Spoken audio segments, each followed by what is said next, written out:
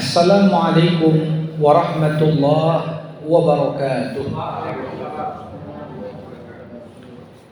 Alhamdulillahi rabbil alamin, wa bihi nasta'in ala umuri dunya waddin.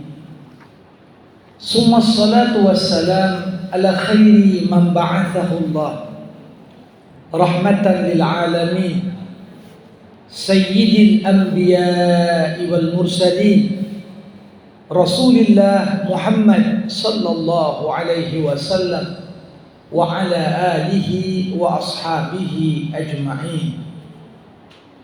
Allahumma 'allimna ma yanfa'una wanfa'na bima 'allamtana wa zidna 'ilma innaka antal alimul hakim. Bapak-bapak, ibu-ibu, saudara-saudari, kaum muslimin wal muslimat rahimakumullah. Marilah kita tak hentinya memanjatkan rasa syukur kita kepada Allah atas begitu banyak limpahan nikmat dan karunia yang Allah berikan pada kita. Salawat berangkaikan salam kita hadiahkan kepada Rasulullah. Allahumma salli wa sallim wa barik alaihi. Jamaah rahimakumullah, di malam hari ini kita akan membersamai firman Allah di surah Ali Imran ayat 110. Allah Subhanahu wa taala berfirman, kuntum khaira ummatin ukhrijat linnas ta'muruna bil ma'ruf wa tanhauna 'anil munkar wa tu'minuna billah walau amana ahlul kitab lakana khairan lahum minhumul mu'minun wa aktsaruhumul fasiqun. Allah Subhanahu wa taala menyampaikan firman-Nya, kalian, kata Allah, merupakan umat yang terbaik yang dilahirkan untuk manusia. Karena kalian menyuruh kepada perbuatan yang ma'ruf, mencegah dari perbuatan yang mungkar, dan beriman kepada Allah. Sekiranya ahlu kitab beriman, tentu itu lebih baik bagi mereka. Di antara mereka ada yang beriman, namun kebanyakan mereka tergolong orang-orang yang fasik. Jamaah rahimakumullah, ayat yang tadi dibacakan merupakan salah satu ayat yang menggambarkan karakteristik dari umat Nabi Muhammad sallallahu alaihi wasallam. Allah Subhanahu wa taala mengatakan umat ini adalah khaira ummah, sebaik-baiknya umat. Tentunya ini merupakan suatu kehormatan, kemuliaan, keagungan yang diberikan Allah Subhanahu wa taala kepada umat ini. Namun kedudukan istimewa ini kedudukan yang bersyarat. Artinya, kenapa kita menjadi umat terbaik? Itu semua selama kita mampu memenuhi tuntutan sebagai umat terbaik. Ketika kita mengabaikan apa yang menjadi prasyarat untuk menjadi umat terbaik, maka sifat umat terbaik ini tidaklah melekat begitu saja kepada umat ini. Jadi, bagaimana dikatakan umat terbaik itu berkaitan erat dengan tiga hal yang harus senantiasa dilakukan oleh umat ini. Ta'muruna bil ma'ruf, kalian menyeru kepada perbuatan yang ma'ruf. Wa tanhauna 'anil munkar, kalian mencegah dari perbuatan yang mungkar. Wa tu'minuna billah, dan kalian beriman kepada Allah. Jamaah rahimakumullah, para ulama mengatakan untuk menggambarkan betapa pentingnya kewajiban amar ma'ruf nahi mungkar dalam kehidupan kita, Para ulama mengatakan sekiranya rukun Islam itu ada 6, maka pastilah poin ke-6 amar ma'ruf nahi munkar. Jadi kita tahu rukun Islam itu 5. Tapi ketika para ulama berandai-andai sekiranya ada poin yang ke-6 dan mereka katakan pastilah itu berkaitan dengan amar ma'ruf nahi munkar, ini menggambarkan kepada kita betapa amar ma'ruf nahi munkar ini menjadi bagian yang tak boleh terpisahkan dari umat Islam. Bagaimana kita tak boleh tinggalkan solat, tinggalkan zakat, tak mau kita puasa Ramadan, tak mau yang mampu untuk berhaji, maka begitu juga umat ini punya tanggung jawab kolektif, menyeru kepada yang ma'ruf, mencegah dari yang mungkar. Apa itu ma'ruf? Ma'ruf sesuai dengan akar katanya, ma'ruf diambil dari kata uruf. Ma'arafathul fitarus salimah badahatan. Ma'ruf itu adalah perbuatan yang dikenali oleh fitrah manusia bahwa itu adalah perbuatan baik sejak dari bawaan lahir. Jadi ada hal-hal gak perlu kita berdebat panjang mengatakan ini baik atau buruk, karena fitrah manusia mengenali kebaikan itu. Apa bukti fitrah itu mengenali kebaikan? Begitu kita kerjakan yang baik, tenang hati kita. Begitu kita kerjakan sebagaimana yang sejalan dengan nilai fitrah, tentram dan damai hati kita. Ini tentunya sangat berbeda dengan kata mungkar. Kata mungkar diambil dari kata ingkar. Artinya apa? Ma'angkarathul fitarus salimah badahatan. Perbuatan mungkar itu adalah segala perbuatan yang diingkari oleh fitrah yang suci oleh tiap orang. Makanya yang mungkar ini begitu dibuat, lahir kekalutan, kegalauan, kekhawatiran. Sebaliknya orang berbuat baik, tenang hatinya, damai jiwanya. Jadi umat terbaik bukan semata-mata slogan, tapi ini adalah suatu tanggung jawab yang perlu diperjuangkan. Jamaah rahimakumullah, menyeru kepada yang ma'ruf tak boleh lepas dari mencegah dari yang mungkar. Kebanyakan orang amar ma'ruf nahi mungkarnya milih-milih. Saya bagian amar ma'ruf aja lah. Ngajak pun dia orang sholat, nampak yang gak sholat didiami aja. Ada orang spesialisasi nahi mungkar saja. Ya, padahal ini dua hal yang perlu berjalan beriringan. Tidaklah kita mengajak pada kebaikan kecuali di saat yang bersamaan kita cegah orang dari keburukan. Tidaklah kita cegah orang dari kemungkaran kecuali di saat bersamaan dengan sikap kita, perbuatan kita, keteladanan yang kita miliki, kita mengajak orang kepada kebaikan walaupun lidah kita tak berucap sekalipun. Itulah dia amar ma'ruf nahi munkar. Jamaah rahimakumullah.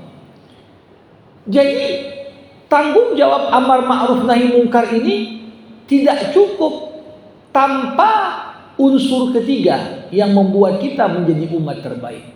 Wa tu'minuna billah.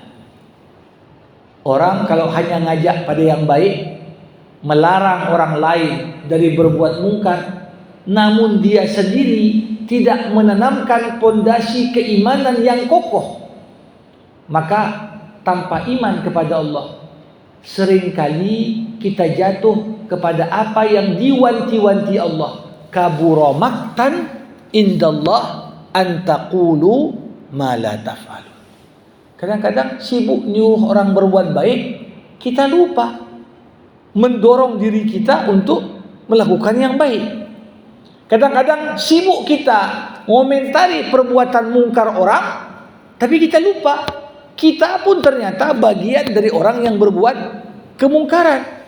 Maka amar ma'ruf nahi mungkar harus dibangun di atas fondasi wa tu'minuna billah. Kalian beriman kepada Allah. Jamaah rahimakumullah. Jadi dengan kata lain, ayat ini menggambarkan umat Islam tak boleh bersikap pasif. Bersikap pasif. Kalau nilai-nilai yang ma'ruf sudah mulai ditinggalkan orang, kalau nilai-nilai luhur dan baik mulai orang-orang tak peduli. Ada yang sakit, tak ada yang mengunjungi. Ada yang kemalangan, tak ada yang berbelasungkawa atau bahkan memberikan setawar sedingin.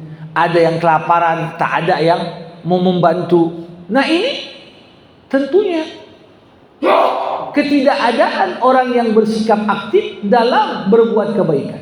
Atau sebaliknya, ada orang narkoba, ada orang bercerai, ada orang berjudi, ada orang melakukan amalan-amalan yang bertentangan dengan agama, namun kita terkesan itu kan bukan urusanku, itu kan urusan dia dan keluarganya. Ya sudahlah, ngapain kita bantu, ngapain kita peduli. Nah ini juga salah satu apa yang secara eksplisit diingatkan oleh ayat ini, larangan bagi kita untuk bersikap diam, bersikap pasif, acuh tak acuh, dan tak peduli dengan apa yang terjadi pada sekitar. Jamaah rahimakumullah, ini menggambarkan kepada kita mengapa amar ma'ruf nahi mungkar dianggap sebagai amalan yang sangat penting, sampai itu dianggap indikator umat terbaik. Apa alasan? Apa rahasia? Kenapa justru di balik amar ma'ruf nahi mungkar ini dikatakan kalian umat terbaik karena melakukan ini dan ini? Bapak Ibu rahimakumullah, Nabi Muhammad sallallahu alaihi wasallam dalam sebuah hadis sahih pernah membuat suatu gambaran tentang hakikat kehidupan kita di dunia ini. Masalul qaimi ala hududillah wal waqi' fiha kamasali qaumin istahamu ala safinatin fa asaba ba'dahum a'laha wa ba'dahum asfalaha fakana alladhi fi asfaliha idza marrau ila al-ma' idza ihtajau ila al-ma' marra ala man fawqahum wa qalu law kharaqna ma fi nasibina kharqan lam nahtaj ala ghairina fa in tarakuhum wa lam yanhahum halaku jami'an wa in akhadhu ala aydihim najaw wa najaw jami'an. Rasulullah berkata, perumpamaan manusia yang tinggal di dunia, sebagian ada yang patuh pada peraturan Allah, sebagian yang lain ada yang suka melanggar aturan Allah. Ini sama seperti sekelompok orang yang menjadi penumpang di atas sebuah kapal. Kita bayangkan sebuah kapal, ada ratusan bahkan ribuan orang di atas kapal itu. Kemudian orang yang naik kapal ini terbagi menjadi dua kelompok. Ada yang dapat kamar di bawah, ada yang tinggal di dek di atas. Kalau orang yang di bawah membutuhkan air, mereka terpaksa harus naik ke atas untuk mengambil air. Sekiranya yang di bawah kemudian berpikir, susah kali kita, setiap kali mau air harus ke atas, kita nyusahkan yang di atas. Bagaimana kalau kita lubangi dari kamar kita masing-masing? Apa yang terjadi? Sekiranya yang di atas tahu mereka melubangi, kemudian mereka diam, itu kan bukan urusan kita. Yang dilubangi kan bagian masing-masing. Apa yang terjadi? Kapal akan karam, walaupun sebagian orang tidak ikut melubangi. Begitulah hakikatnya. Ada di antara kita yang rajin sholat, Ada di antara kita yang acuh tak acuh pada saudara. Ada di antara kita yang membayar zakat. Ada di antara manusia yang bahkan tak peduli dengan zakat.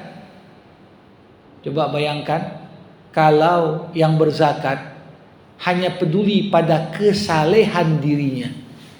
Dalam bahasa agama dia adalah soleh, tapi belum menjadi seorang muslih. Soleh artinya kesalehan untuk dirinya.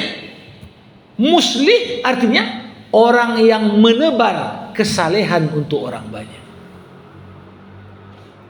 Jadi kenapa kita perlu ngajak orang berbuat baik? Karena berbuat baik janganlah sendirian.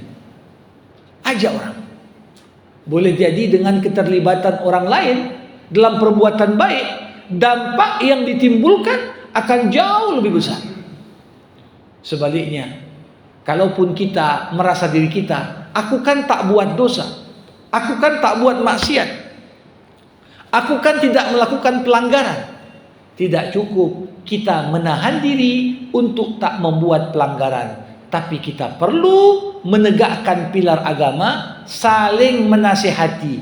Begitu nampak ada yang melakukan pelanggaran, ingatkan dia, hadang dia dari berbuat keburukan itu. Kenapa? Itu tanda kepedulian kita pada kapal kita bersama. Itulah tempat dan daerah di mana kita tinggal. Jadi ini makna penting sekali. Begitu amar ma'ruf nahi mungkar ditinggal, bukan hanya status umat terbaik hilang, tapi kita justru terancam dengan azab dan hukuman Allah Subhanahu wa ta'ala. Jamaah rahimakumullah, ayat yang tadi saya bacakan juga mengandung satu pesan penting. Apa itu? Umat terbaik, umat yang beramar ma'ruf nahi mungkar. Tidak terbayangkan umat ini mampu beramar ma'ruf nahi mungkar kalau umat ini tak menjadi umat yang satu. Tak menjadi umat yang satu. Kalau umat ini terpecah belah, kalau umat ini diadu domba, apa yang terjadi? Walaupun jumlah kita banyak, dengan divide et impera, yang terjadi umat ini kehilangan kekuasaan. Umat ini kehilangan kekuatan. Kalau enggak punya kekuatan, jangankan beramar ma'ruf nahi mungkar, yang baik menurut kita pun bisa dianggap sebagai kejahatan menurut orang. Inilah yang dikatakan Rasulullah dalam sebuah hadis, mengingatkan kepada kita bahaya ketika amar ma'ruf nahi mungkar ini hilang. Apa kata Nabi? Sayati ala nasi zamanun, akan datang suatu masa di tengah kehidupan manusia, la ya'muruna bil ma'ruf wa la yanhauna 'anil munkar. Mereka enggak lagi menyuruh kepada yang baik, mereka tak lagi menghalangi orang dari berbuat kemungkaran. Sahabat begitu dengar, terkejut. Awakainun zalika ya Rasulullah? Apa mungkin yang kau ceritakan kepada kami itu terjadi di muka bumi ini? Gak ada lagi orang menyeru kepada yang baik, gak ada lagi yang mencegah dari perbuatan yang mungkar. Sahabat menganggap aneh, bahkan terkejut. Tapi apa jawaban Nabi? Bal asyaddu minhu sayakun.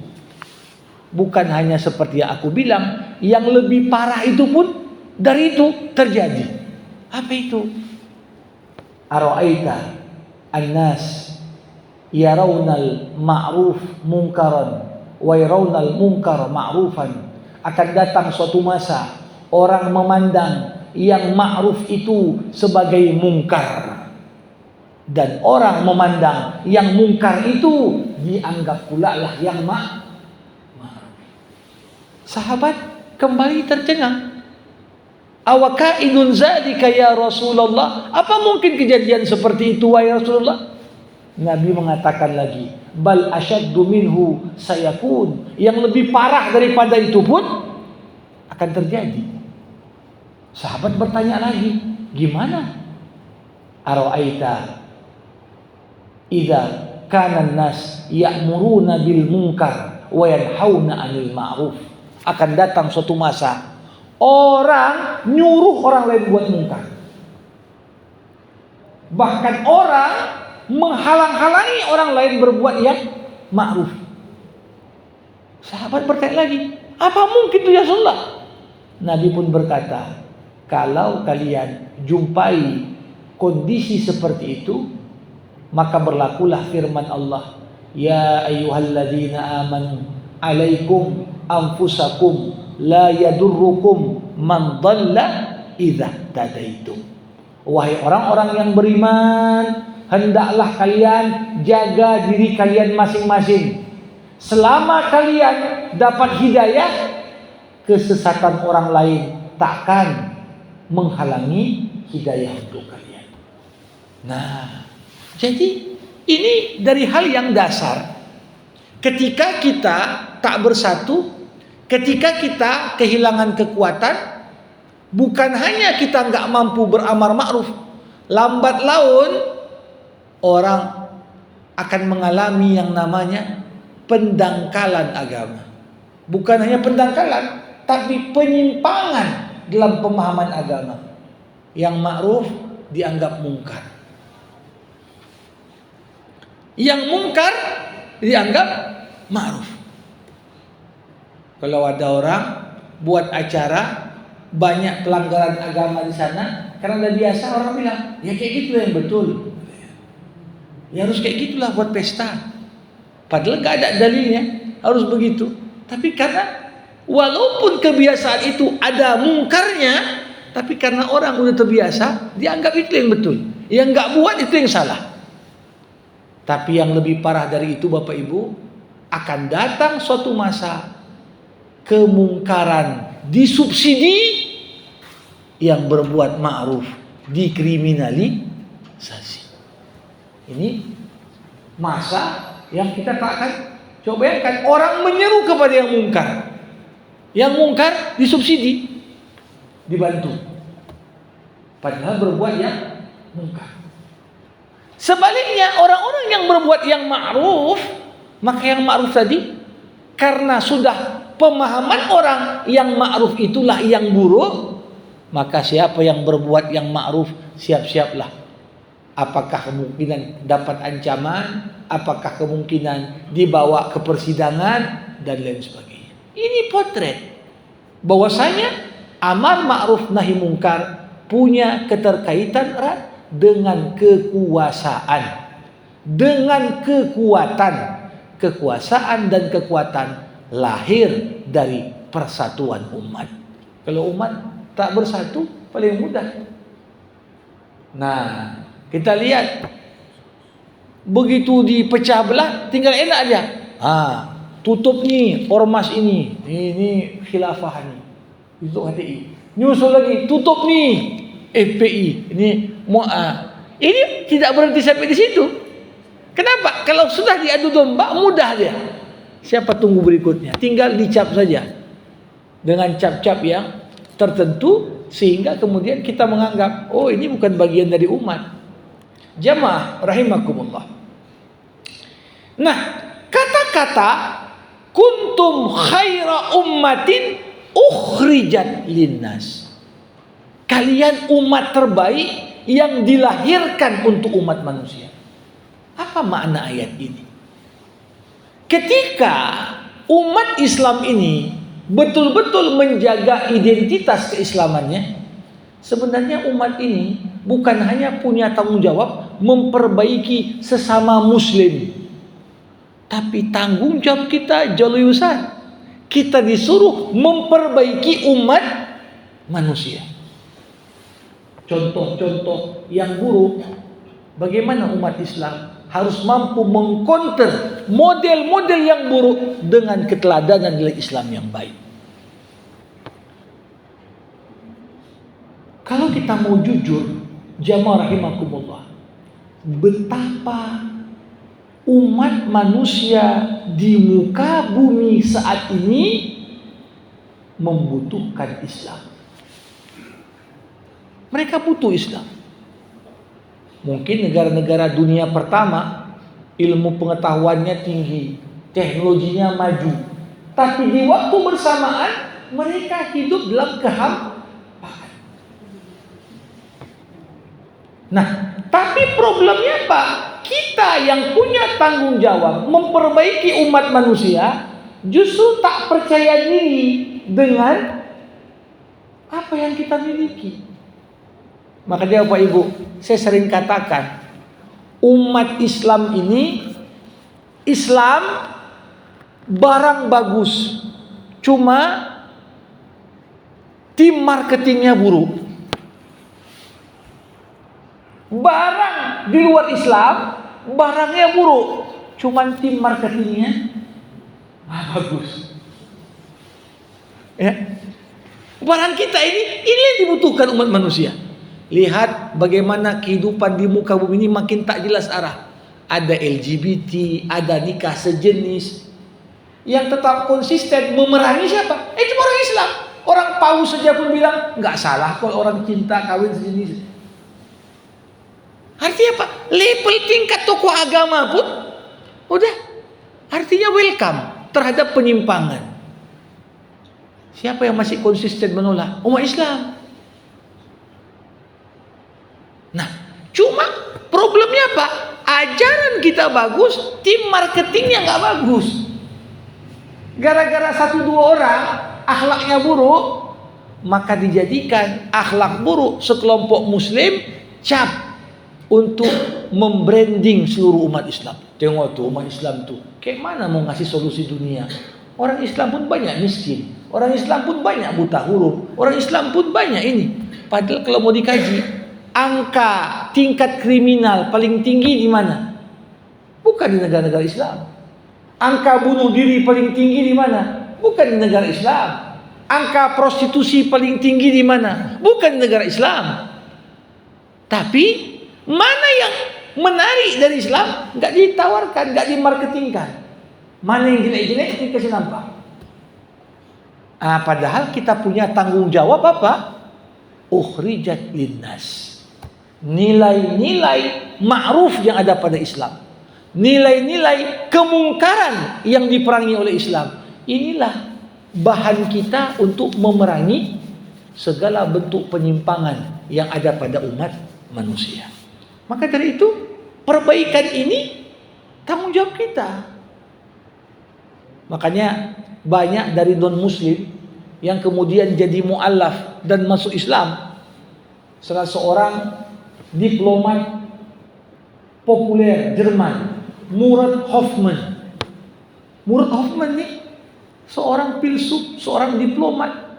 Beliau katakan sebelum masuk Islam, ketika dia mulai tertarik mempelajari Islam, apa katanya? Aku tak yakin dunia Islam bisa mengalahkan Eropa dari sisi pengetahuan dan teknologi. Karena jarak yang udah begitu jauh antara dunia Islam dengan dunia Barat. Tapi beliau katakan, tapi aku yakin dunia Barat pada akhirnya akan tunduk kepada Islam. Ini dia ucapkan sebelum masuk Islam. Bukan karena umat Islam mampu mengalahkan teknologi Barat. Kenapa? Karena umat Islam memiliki sesuatu dalam Islam yang dibutuhkan oleh orang Barat. Itulah aspek spiritual yang hampa dalam dunia Barat. Nah ini kuntum khaira ummatin ukhrijat linnas. Jemaah rahimakumullah, ta'muruna bil ma'ruf wa tanhauna 'anil munkar. Di sini harus dipahami memerintahkan orang berbuat kebaikan harus disertai dengan memerangi kemungkaran. Kalau kita cuma sekedar ngajak orang, yuk sholat, yuk ngaji, tapi klub malam dibiarkan, ya, tempat judi dibiarkan. Memang ada dampak, tapi kecil. Tapi dampak perubahan dan perbaikan itu signifikan kapan? ketika kebaikan dikerjakan, kemungkaran juga di stop. Kemungkaran di stop. Karena satu sisi kemungkaran itu seperti dikatakan Nabi, su'ul khuluqi yu'di. Akhlak yang tercela itu menular. Kita tengok Bapak Ibu, sekarang kawasan-kawasan yang orang bilang itulah sarang narkoba. Sebelum jadi sarang, berapa orang pakai? 1 orang. Yang satu tadi ngajak kawannya lagi jadi 2 orang. Nanti diajaknya lagi jadi 2 keluarga. Nanti tariknya lagi sehingga 1 lingkungan. Habis itu diajaknya lagi. Hingga pada akhirnya yang terjadi apa? Yang nggak pakai justru dianggap orang salah. Yang nggak pakai justru dianggap ini musuh bersama. Sama seperti kalau dalam birokrasi orang udah biasa korupsi, dianggap yang tak korupsi ini musuh bersama. Kalau bisa habiskan dia, jangan dia nampil. Karena kalau dia nampil, ini menampar wajah kita semua. Ini jadi esensi mengajak pada kebaikan tidak akan maksimal sebelum kita mencegah dari perbuatan yang mungkar. Nah, pertanyaannya, siapa yang berkewajiban melakukan amar ma'ruf nahi mungkar? Jemaah rahimakumullah. Sebenarnya tiap individu muslim dalam masyarakatnya berkewajiban amar ma'ruf nahi mungkar. Mulai dari anak level mumayyiz, belum lagi dia balik, tapi udah tahu dia mana yang baik, mana yang buruk. Nampak dia kawannya pakaiannya nggak betul, dia ingatkan. Nampak seorang mungkin dari melakukan hal-hal yang buruk. Kita pernah menyaksikan ada orang membocorkan, memberitahu kawan-kawannya waktu UN ngope, malah yang memberitahu ini jadi musuh bersama. Yang berani jujur ini dibenci semua. Berarti ini kan kemungkaran udah dari level anak-anak. Diajari kalau mau nilai tinggi kau ngope. Ini udah mungkar. Siapa? Dari anak selevel itu udah tahu bedakan baik dan buruk, udah ada kewajiban dia. Apalagi konon sampai level seorang pemimpin tertinggi. Presidenkah dia? Perdana menterikah dia? Rajakah dia? Maka tanggung jawabnya untuk beramar ma'ruf nahi mungkar lebih besar lagi. Jangan pula orang dalam hal ini sengaja biar aja orang berbuat yang mungkar, nanti kita sandera dia dengan kemungkarannya. Wah, ini nggak boleh, ya. Oh nggak apa itu, buat aja mungkar, nanti kita sandera dia. Kau yang macam-macam, nanti mungkarmu kami bongkar dia. Jamaah rahimakumullah, seharusnya kemungkaran diingatkan, bukan dijadikan alat sandera. Ini baru namanya amar ma'ruf nahi mungkar. Nah, untuk itu kita melihat siapapun dia, berapapun umurnya, di mana dia tinggal, apapun etnisnya, apa strata sosialnya, apa strata pendidikannya, semuanya adalah umat terbaik kalau tetap mengingatkan berbuat yang ma'ruf, mencegah perbuatan yang mungkar. Maka dari itu kalau kita melihat jamaah rahimakumullah, budaya amar ma'ruf nahi mungkar diabadikan dalam Al-Quran, justru ini bagian dari budaya beberapa spesies binatang. Binatang pun beramar ma'ruf nahi mungkar. Kira-kira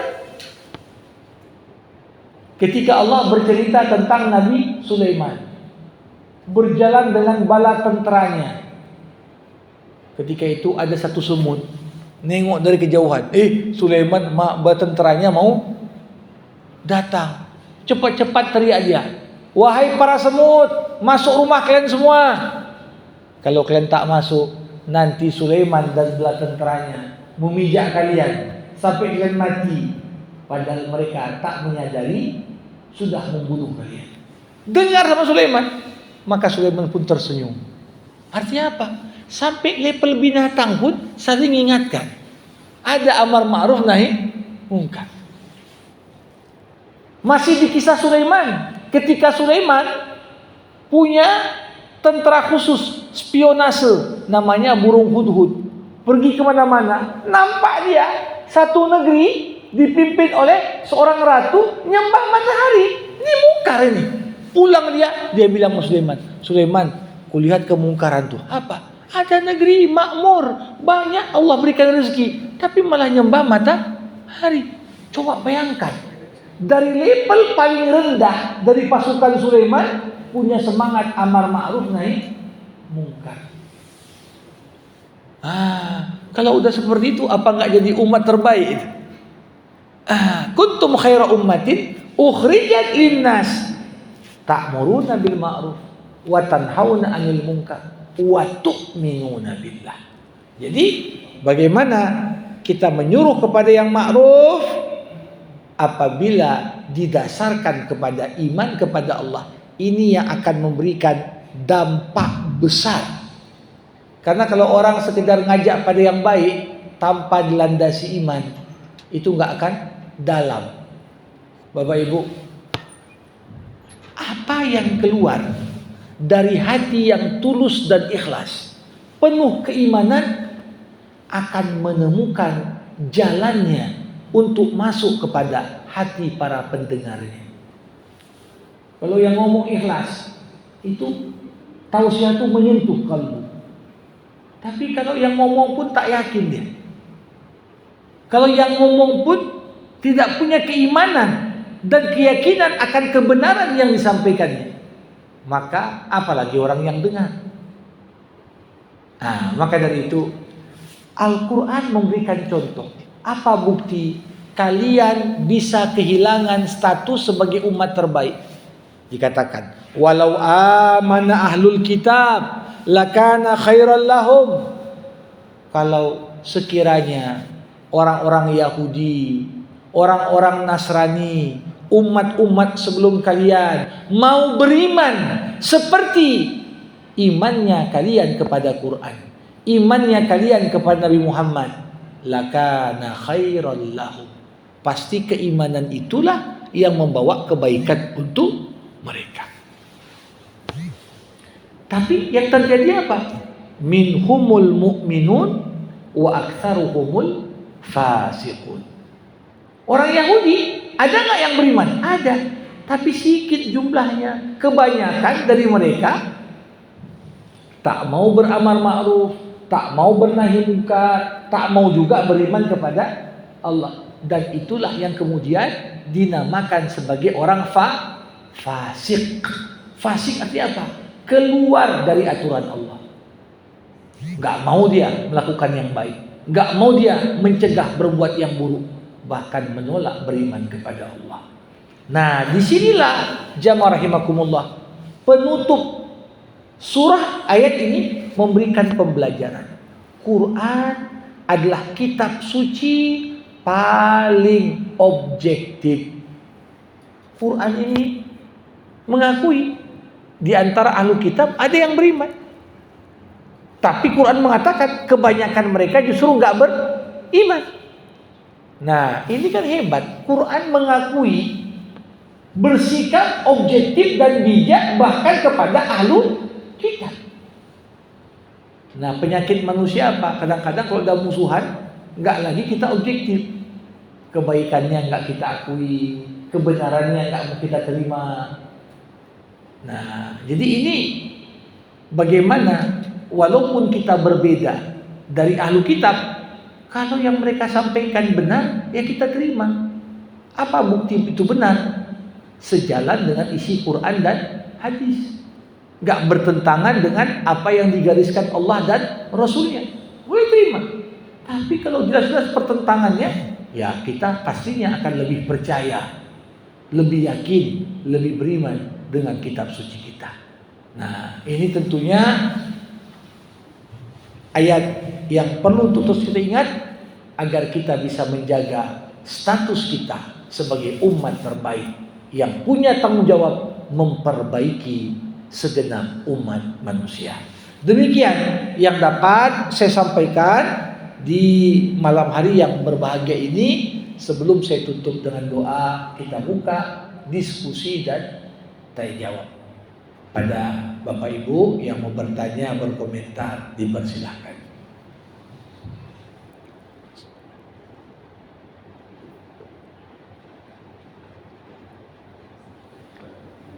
Silakan.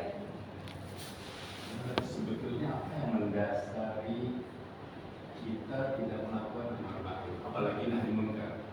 Amar ma'ruf aja. Contoh misalnya kita di dalam lingkungan masyarakat yang kecil lah, pada saat kita di masjid lah, pada saat berwudu kita melihat ada orang yang mungkin tata caranya salah, tapi kita nggak berani untuk menegur. Katakan juga sholat gitu. Misalnya ada sesuatu yang kelihatannya menurut kita nggak berani. Nah, kemudian contoh juga, misalnya kan kita diharuskan untuk memaklumkan salah yang dikenal atau tidak dikenal orang. Kalau kita lihat di masyarakat kita sulit sekali untuk menyatakan atau mengatakan assalamualaikum dengan orang yang tidak kita kenal. Gitu. Nah, kalau kita lihat, kita nggak usah jauh-jauh. Misalnya katakan di Penang, orang yang non Muslim pada saat lari kaki, dia dengan yakin percaya diri berkelamin, ada seluruh kaki. Gitu. Ada sama orang yang beda dikenal. Bahkan di luar ya seperti Singapura juga. Tapi justru meskipun kita di luar, pada orang Muslimnya pada saat jalan pagi mereka nggak masuk. Kita melihatnya pakai hijab. Betul. Nggak menegur sesama Melayu. Nah, ini sebetulnya apa yang mendasari di orang kita memang tidak menjadi suatu budaya untuk melakukan amar ma'ruf. Sementara orang yang non Muslim itu bahkan tidak banyak melakukan amar ma'ruf. Seperti yang sifatnya hal yang kecil. Kemudian yang kedua, dalam perkataan baik, dalam bahasa baik itu banyak kata-kata di dalam bahasa Arab itu artinya baik, tapi saya masih belum jelas perbedaannya apa. Seperti ma'ruf, kemudian hasan, khair, thayyib, itu baik semua. Tapi apa beda-beda dari kata-kata baik? Demikian. Baik. Jamaah rahimakumullah. Untuk pertanyaan yang pertama, kenapa kesiapan kita untuk beramar ma'ruf ini terkesan sangat kurang? Saya lebih melihat kembali kepada faktor pendidikan dan pembiasaan. Pendidikan dan pembiasaan.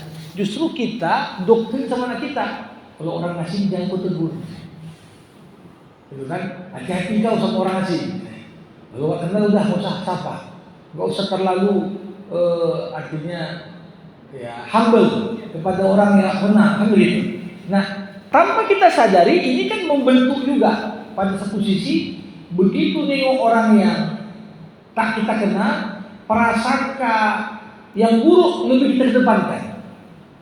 Ini kan pada akhirnya tanpa disadari ini juga mendorong untuk mengajak yang baik saja, saling salam, saling menegur, ini tidak mau kita.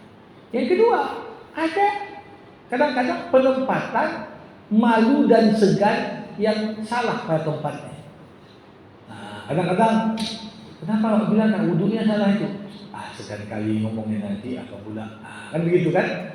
Jadi apakah pantas di tempat-tempat seperti itu justru kita malu? Padahal malu itu malu untuk berbuat dosa, bukan malu untuk mengingatkan kebaikan. Ini kan tempat-tempat yang apa? Dan ini kenapa? Kembali lagi aspek pendidikan dan pembiasaan. Nah, karena kita juga dipengaruhi oleh lingkungan kita. Di keluarga kita misalnya dibentuk dengan perilaku tertentu. Begitu kita mulai banyak interaksi dengan masyarakat, mau nggak mau kita kadang-kadang diwarnai juga. Nah, jadi tentunya nilai-nilai keislaman ini Ini tanggung jawab. Dan golden age menanamkan pembiasaan baik itu justru di usia 0 sampai 7 tahun. 0 sampai 7 tahun. Ini pernah ada anak-anak main di jalan di masa Umar bin Khattab.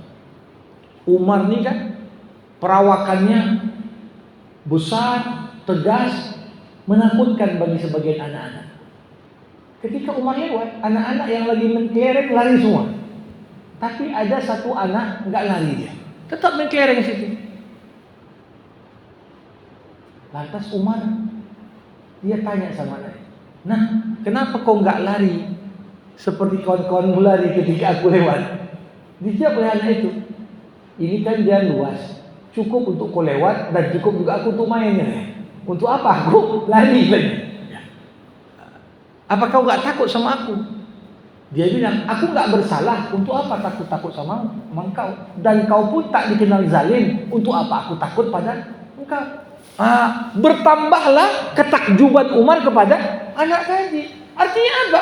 Ditanamkan prinsip. Kalau nggak salah ya ngapain takut, gitu kan?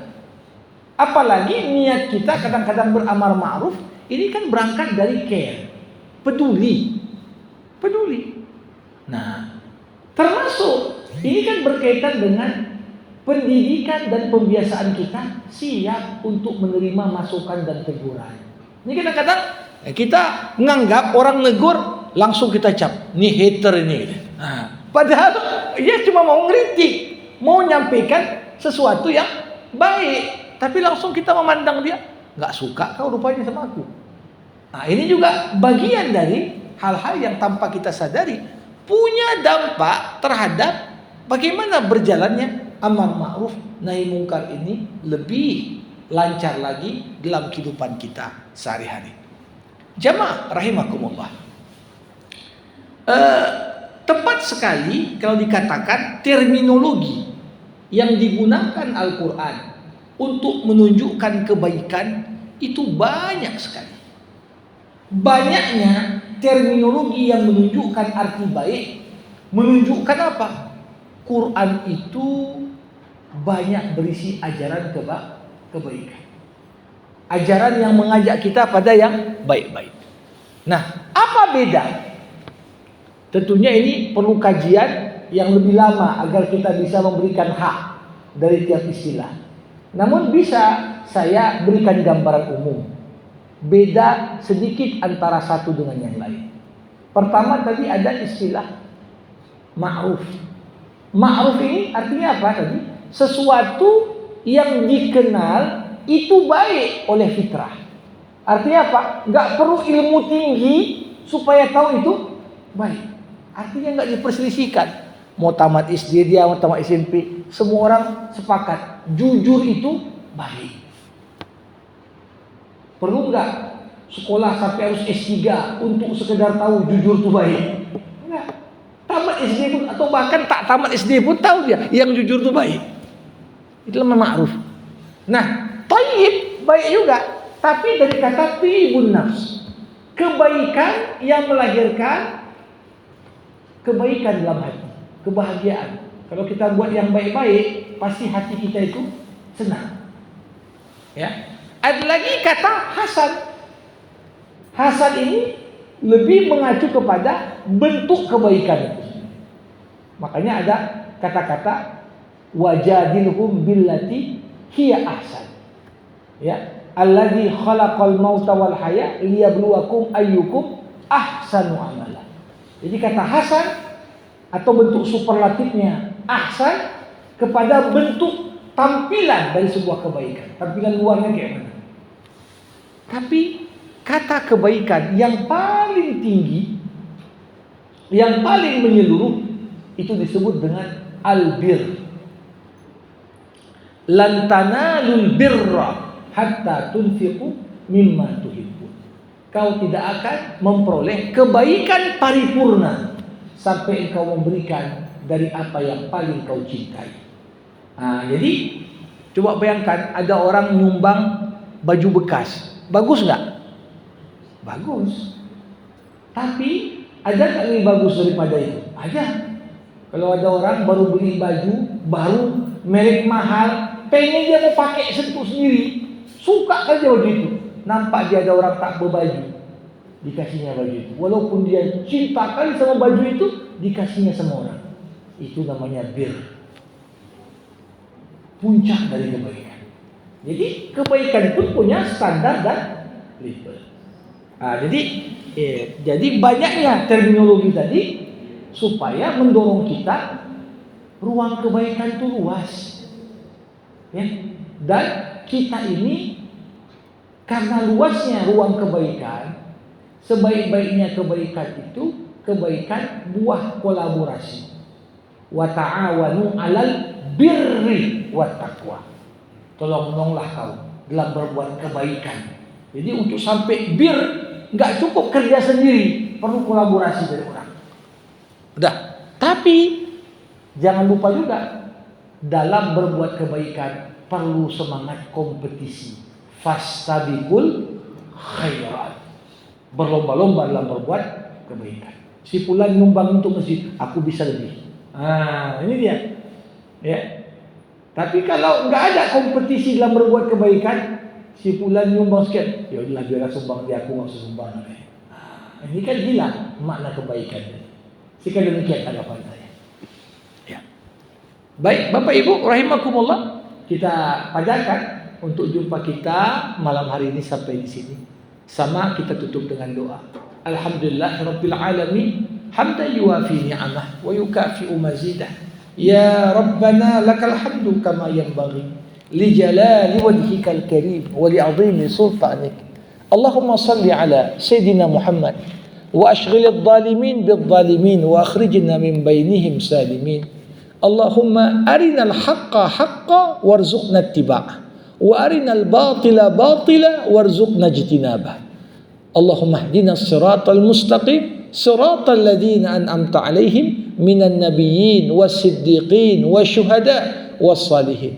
Rabbana atina fid dunya hasanah wa fil akhirati hasanah wa qina 'adzabannar. Wa sallallahu ala sayyidina Muhammad wa ala alihi wa sahbihi ajmain walhamdulillahi rabbil alamin.